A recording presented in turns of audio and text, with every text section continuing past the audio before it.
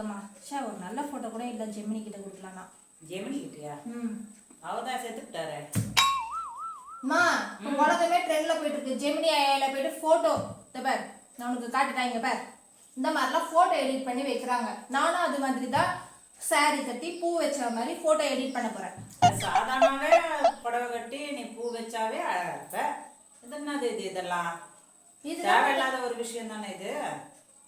சொல்லு, இதெல்லாம் எதுனா பிரயோஜனம் இருக்குதா சொல்லு. அதனால எதுனா சாப்பாடு வரப்போதா உனக்கு, இல்ல வேற எதுனா விஷயம் நடக்க போதா? நீ 1980ல பிறந்த சரியா?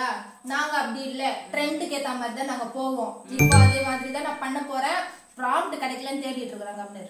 கடவுளே கடவுளே, ஒண்ணுமே யூஸ் இல்லாத ஒரு விஷயத்துக்காக டைம் அதை வேஸ்ட் பண்ணி, அது இல்லாம ஒரு வேலை வீட்டுல இருக்கிற ஒரு வேலை கூட செய்யறது கிடையாது. இது ஜெமினி ஏன்ற ஒரு இதுவை வச்சு ஆப்பை வச்சு இதனால அவங்களுக்கு தான் லாபமே ஒழிய உங்களுக்கு எந்த பிரயோஜனமும் கிடையாது.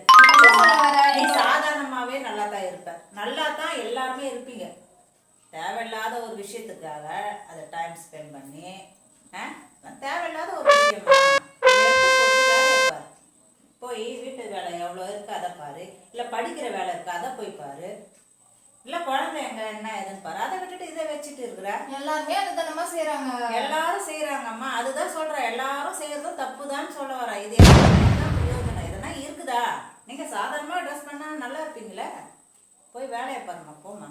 சாப்பிட்ற வேலையை விட்டுட்டு மீதி வேலையை பார்த்துட்டு செல்ல